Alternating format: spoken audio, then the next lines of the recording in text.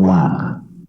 Ça n'existait pas avant. C'est une fabrication coloniale. Et quand on est noir, on est donc dans la répétition des idées que produisent donc l'Occident, des idées que produisent les Occidentaux. C'est pour ça que vous verrez toujours les Noirs en train de répéter, en train d'imiter, de répéter des idées que les Occidentaux ont popularisées au préalable. C'est comme j'avais montré la dernière fois, quand vous entendez les Noirs parler des indépendances octroyées, ça ne vient pas de leur tête. Ce n'est pas eux qui ont eu l'idée de dire que les indépendances étaient octroyées. C'est une idée que les Européens avaient commencé déjà à populariser dans les années 60.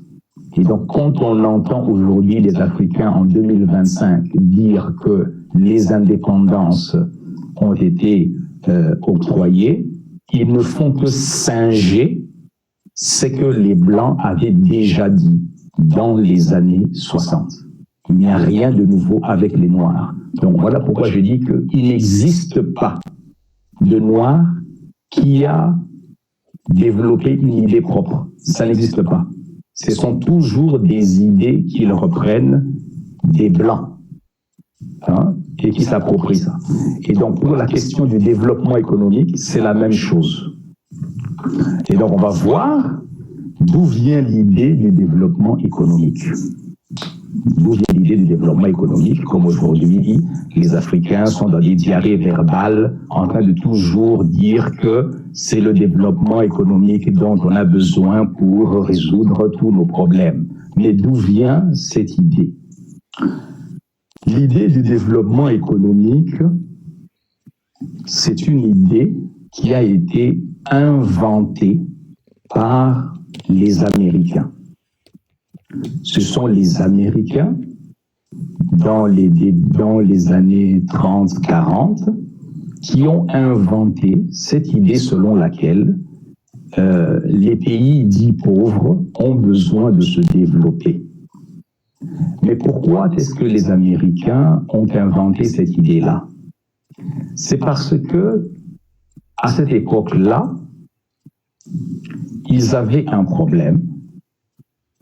Ils n'arrivaient pas ils ne pouvaient pas accéder au marché ni aux matières premières en Afrique. Pourquoi? Pays qui avaient réussi chacun à parasiter des bouts de territoire. Les Belges par-ci, les Français par-là, les Britanniques d'un autre côté. Et donc, chacun avait réussi donc à mettre la main sur un morceau de territoire sur lequel il avait établi le monopole de l'exploitation. Donc, par exemple, si la France avait mis la main sur un territoire, eh bien, la France avait le monopole d'exploitation sur ce territoire-là. Aucun autre pays ne pouvait aller aussi exploiter ce territoire-là. Et donc, c'est ce problème-là auquel les États-Unis étaient confrontés et qui les empêchait précisément d'accéder aux matières premières d'Afrique. Et donc, ils en ont trouvé une ruse. Ils en ont trouvé une ruse pour essayer de casser ce monopole-là des pays européens qui avaient donc établi des monopoles sur des territoires qu'ils contrôlaient. C'est donc le développement économique, c'est une idée américaine. C'est une idée américaine. Ce sont les États-Unis qui ont inventé cette idée-là, qu'aujourd'hui, les Africains utilisent comme la diarrhée verbale.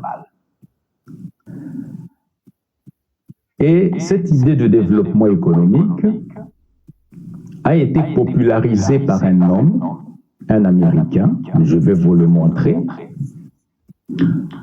a été popularisée par un Américain qui a écrit un livre sur le sujet.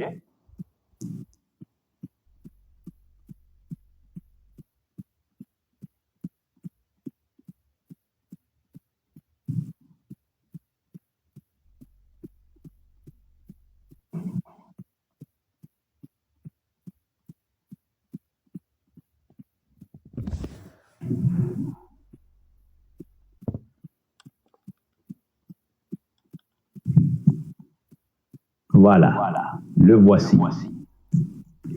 Il s'appelle Walt Rostow. Si aujourd'hui les Africains ont la diarrhée verbale du mot développement, on le doit à ce monsieur. C'est lui qui a popularisé l'idée du développement économique. Donc, c'est comme je dis toujours, un noir n'a pas d'idée qui lui est propre. Il est toujours en train de s'approprier les idées que les Blancs ont inventées d'abord au préalable. C'est la raison pour laquelle, aujourd'hui, on entend dans la bouche des Africains qu'il faut se développer. Il faut se développer. Est-ce que vous avez vu? Je ne sais pas si vous avez vu. Oui, voilà. C'est pour ça que donc vous avez vu. Donc c'est lui donc qui donc est responsable donc de l'idée du développement, c'est-à-dire le concept du développement. C'est lui qui a popularisé ça. Il s'appelle donc Walt Rostow. Hein? Il est mort en 2003.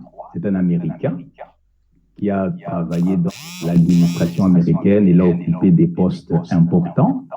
C'est de lui que vient l'idée du développement économique que les Africains aujourd'hui utilisent à tort et à travers, comme si ça venait de leur propre cerveau. Donc l'idée du développement a été popularisée par cet homme. A été popularisée par cet homme. Il s'appelle donc Walt Whitman Rostow. Et il a écrit un livre. Dont le titre, voilà. Il a écrit un livre, c'est celui-ci. En 1960, il a écrit un livre dont le titre est The Stage of Economic Growth, donc les différentes étapes de la croissance. Et ce qui est intéressant dans ce livre, c'est le sous-titre du livre, qui est en bas, le sous-titre du livre qui est A Non-Communist Manifesto, c'est-à-dire un manifeste non communiste. Et son livre, ce livre-ci donc, c'est en quelque sorte la Bible du développement. Parce que c'est dans ce livre où il explique ce qu'il faut faire pour se développer, autrement dit. Pour se développer. Puisque les Africains parlent de développement, il faut se développer. Eh bien, sachez que la Bible, donc, de cette idée, de ce concept, c'est ce livre, dont la première apparition a été faite en 1960. Et dans ce livre, il explique que toutes les sociétés au monde passent par 5 étapes pour donc se développer. Et la première étape, c'est-à-dire que ça passe donc de l'étape de la société traditionnelle jusqu'à la société de consommation. Il y a 5 étapes comme ça pour donc le fameux développement. Et donc, on voit que dans son idée, en quelque sorte, son idée donc ressasse donc cette idée raciste, si je peux dire les choses comme ça. Il faut bien le voir je vais remettre sa photo pour que vous puissiez bien le voir. Hein? Donc, l'idée qu'il développe dans son livre, où donc il défend l'idée selon laquelle on part en gros du stade primitif au stade évolué. Le stade primitif, c'est la société traditionnelle, hein, jusqu'à la société évoluée, c'est-à-dire la société qui ressemble donc aux sociétés industrielles occidentales, qui est la société de consommation. Cette idée-là, qui parle donc de l'inférieur au supérieur, cette idée provient des théories de l'évolutionnisme anthropologique. Hein? Ça vient des idées de l'évolutionnisme anthropologique. Ce sont des idées donc de l'anthropologie. Hein? Ce sont des idées donc qui étaient populaires dans les débuts de l'élaboration de la discipline qu'on appelle l'anthropologie. Hein, l'anthropologie comme discipline universitaire est née donc avec des personnages qui avaient donc construit l'idée selon laquelle les sociétés humaines donc évoluent selon des étapes qui vont de l'inférieur au supérieur. Et c'est donc de cette discipline universitaire-là que lui tire donc tous les éléments donc scientifiques entre guillemets, même si en réalité il n'y a rien de scientifique là-dedans, pour écrire son livre sur les étapes de la croissance. Hein? Et donc, les éléments intellectuels donc de son ouvrage, et qui lui ont permis donc d'écrire son ouvrage, hein, c'est donc l'évolutionnisme anthropologique, hein, ou l'évolutionnisme social. Alors, qu'est-ce que c'est que l'évolutionnisme social? Je vais projeter quelque chose pour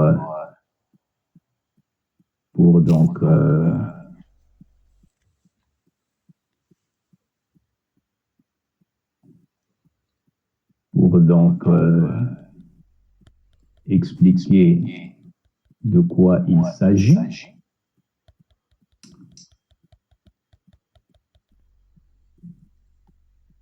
Monopole que les Européens avaient organisé en Afrique, pour bien faire asseoir cette idée-là, ils ont créé l'ONU. Ils ont créé l'ONU en 1900, dans les années 40, pour justement faire passer cette idée du développement à travers les organismes de l'ONU, pour que ça puisse maintenant être en opération. Hein? Non seulement à travers le système de l'ONU, même dans les systèmes éducatifs, puisqu'il existe à l'université ce qu'on appelle l'économie du développement. Cette discipline universitaire qu'on appelle l'économie du développement.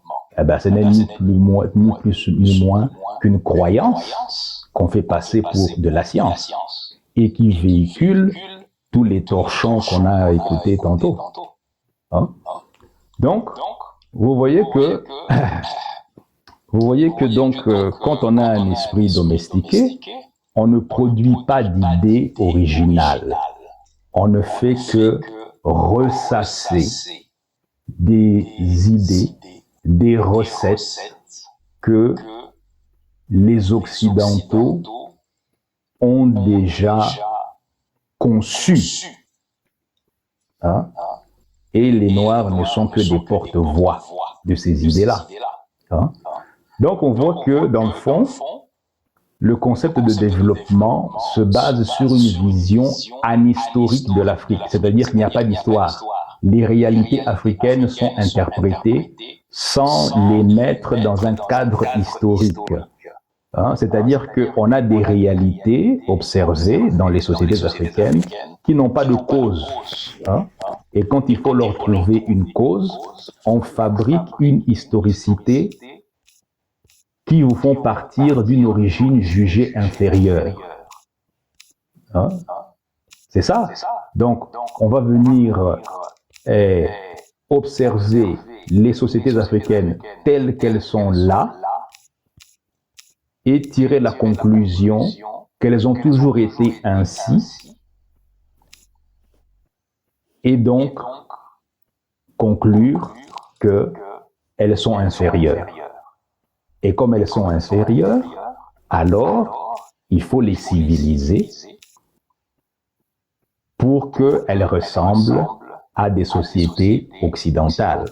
En réalité, c'est pour qu'elles deviennent des clients des sociétés occidentales. Et donc, c'est cette méthode de travail, ce sont donc les outils intellectuels de l'anthropologie qui ont permis à Walt Rostow, la photo de l'Américain que je vous ai montré, qui ont permis à cet Américain d'écrire son livre qui est devenu la Bible du développement, que tout le monde étudie et tout ça, etc., etc. Hein? Alors, je vais projeter ici une autre vidéo du professeur Obenga qui donc dénonce cette méthode de travail, qui consiste donc à interpréter des réalités africaines sans les mettre dans un cadre historique. Hein, sans les mettre dans un cadre historique. Et on verra un peu plus tard que il n'y a pas, c'est-à-dire qu'ils ne font pas ça seulement dans le cadre des sociétés africaines uniquement. Ils ont fait ça partout. Hein, ils ont fait ça partout. Nous ne sommes pas les seuls à avoir été donc victimes de cette interprétation grotesque. Alors, je vais projeter quelque chose. Petit rappel, s'il vous plaît, hein, donc pendant que Nzwaba prépare sa vidéo, merci de bien vouloir tapoter. Ça permet de protéger le live. Merci à vous.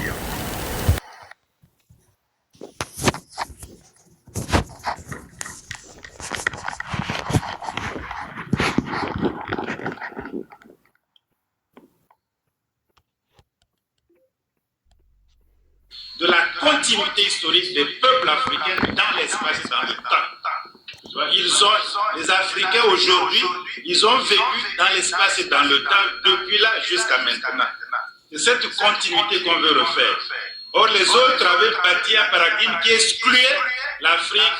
Il faut les trouver tels qu'ils sont là. Hein? Les Fonds sont là, les Éveils sont là, les Wolofs sont là, les Bamba. Il faut les prendre tels qu'ils sont là et essayer de décrire leur vie, leur couture. C'est ça l'ethno-histoire. Il n'y a pas de temporalité. Ceux qui disent non, puisque c'est quand même des êtres vivants, ils doivent avoir une généalogie, une histoire. Ils créent une autre manière de faire. Donc au fond, quand on a le débat entre les africanistes, n'est pas tellement que nous ayons tort et qu'ils aient raison ou que nous avons raison, nous avons tort. C'est une différence fondamentale. Parce qu'on n'utilise pas les mêmes paradigmes. Le débat n'est pas tellement que les Songhas étaient fondés en 1800. Ça, c'est pas le débat. Le débat, c'est qu'ils utilisent une manière de voir une vision, un paradigme différent. Tant qu'ils ne changeront pas, c'est impossible qu'on puisse entendre.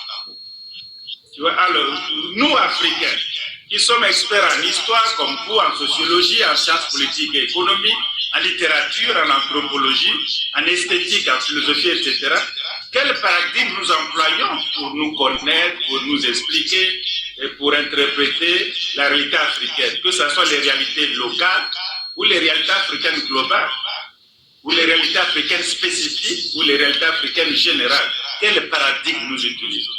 Quelles sont nos idées directrices? Quels sont nos cadres intellectuels? Quel assemblage d'idées constitue l'armature intellectuelle de notre recherche? Sinon, souvent je dis même aux États-Unis, je dis, bon, moi je suis noir, vous êtes noir, le département des études africaines, j'enseigne par exemple l'histoire de Songa, c'est noir, mais c'est pas tout. C'est pas tout, je peux utiliser un paradigme qui n'a rien à voir avec l'Afrique. C'est pas parce que je suis noir que vous êtes noir qu'on fait bien. Un noir n'a pas toujours la vérité sur l'Afrique, mais ça dépend quel paradigme il utilise. C'est ça la différence. Si bien que même le débat entre nous, c'est pas seulement qu'il n'y a pas de vendu. Avant je le disais, mais je crois moi, il n'y a pas de vendu, il y a simplement quel paradigme ils utilisent. Ceux qui sont habitués, bon, je suis moins méchant, je disais qu'ils nageaient dans les eaux du compromis. Peut-être pas. Peut-être simplement, c'est beaucoup plus profond. Bon, réfléchissons sur ça, et voilà la question que j'avais demandé à Cheikh Anta. Et depuis, ça m'a éclairé. Voilà pourquoi parfois j'écris sans trop le dire. Cheikh Anta, Dieu m'a émancipé intellectuellement, c'est ça que ça veut dire. Souvent, quand je l'écris, je remercie Cheikh pour m'avoir émancipé intellectuellement. Où je dois mon émancipation intellectuelle à Cheikh. C'est ce débat avec lui dans un café à Paris. C'est pourquoi lui, il va d'emblée des choses. Alors que tous nous hésitons, il dit, mais oui, c'est une affaire de paradigme. Indépendamment des méthodes de travail.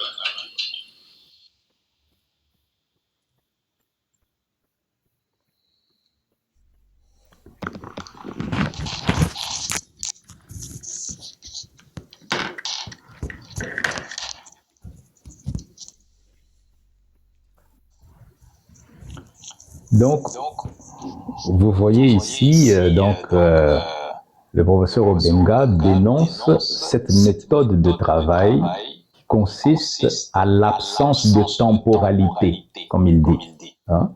L'absence de temporalité dans les travaux des Occidentaux. C'est-à-dire qu'ils viennent chez vous, vous étudiez tel que vous êtes là aujourd'hui, en 2025, et ils vont tirer la conclusion que vous avez toujours été comme ça depuis des millénaires. C'est ça, l'absence de temporalité. Il n'y a pas d'histoire. Il n'y a pas d'histoire. Hein? Alors que c'est cette méthode de travail qui, justement, que Cheikh Anta Diop a combattu pour montrer que les Africains tels que vous les voyez aujourd'hui, ils n'ont pas toujours été comme ça. Ils sont le résultat d'un processus de régression technique. Hein, Cheikh Anta Diop parle de régression technique ou technologique. Hein. Pourquoi? Parce que dans leur histoire, ils ont subi des agressions. Ils ont subi des agressions qui donc expliquent l'état dans lequel ils sont aujourd'hui. Hein? Ça, c'est la démarche explicative que Cheikh Anta Diop a opposée à la démarche explicative des Occidentaux qui, eux, font des interprétations, pas seulement des sociétés africaines, hein, de toutes les sociétés dans le monde entier, produisent des explications en observant les sociétés telles qu'elles sont là aujourd'hui et en tirant des conclusions qu'elles ont toujours été ainsi. C'est comme ça que vous allez voir, par exemple, des spécialistes soi-disant aller dans les villages africains, constater l'effectivité de la pratique de l'excision, et ils vont vous dire, ah, voilà, je viens de voir la pratique de l'excision dans tel village traditionnel. Donc, je tire la conclusion qu'ils ont toujours pratiqué l'excision dans leur histoire. Vous voyez? C'est ça l'absence de temporalité. C'est-à-dire qu'on vient vous voir tel que vous êtes là aujourd'hui, dans vos pratiques, et on tire la conclusion que vous avez toujours été comme ça depuis toujours. Alors qu'on sait très bien que, au fil de l'histoire, vous pouvez avoir subi des influences culturelles, vous avez donc expérimenté plusieurs choses qui expliquent ce que vous faites aujourd'hui. Et c'est contre cette méthode de travail-là que Cheikh Anta Diop a produit ses travaux. Enfin, Cheikh Anta Diop, Obenga aussi à sa suite. C'était donc pour combattre cette manière de penser, cette manière anhistorique où on a un événement, mais un événement qui n'a pas de cause. On le voit par exemple aujourd'hui dans le traitement du conflit en Ukraine. Quand vous suivez les médias occidentaux, pour eux, le conflit a commencé quand les Russes ont attaqué l'Ukraine. C'est là que ça a commencé. Hein? On est dans le même schéma de pensée, c'est-à-dire qu'on a un événement qui n'a pas de cause. Alors que quand on observe le conflit en Ukraine, en réalité, le problème a commencé il y a très longtemps de cela. Le problème a commencé avec le premier élargissement de l'OTAN vers les frontières de la Russie. Donc, le problème a commencé il y a plus de 20 ans de cela. Le problème ne commence pas quand Poutine décide d'attaquer l'Ukraine dernièrement. Et donc, les Européens et les Américains, ils ont gardé cette méthode de travail d'expliquer les événements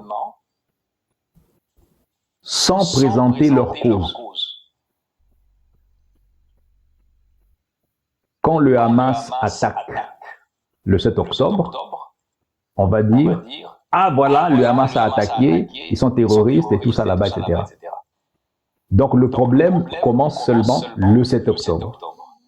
Alors qu'en réalité, le problème commence il y a 80 ans, quand des étrangers arrivent en Palestine pour s'approprier illégalement des terres que des gens occupaient déjà. Donc, cet événement du 7 octobre, c'est dans la continuité de quelque chose. Ça n'apparaît pas comme ça subitement par magie ou par miracle. C'est la même chose aussi avec le conflit en Ukraine. Ça n'apparaît pas comme ça par magie ou par miracle que Poutine a décidé de se réveiller un matin et d'attaquer l'Ukraine. Ça s'inscrit dans la continuité des événements qui remontent jusqu'au premier élargissement de l'OTAN vers les frontières de la Russie. Et donc, je vais projeter une deuxième vidéo qui parle justement de cela pour vous montrer que cette manière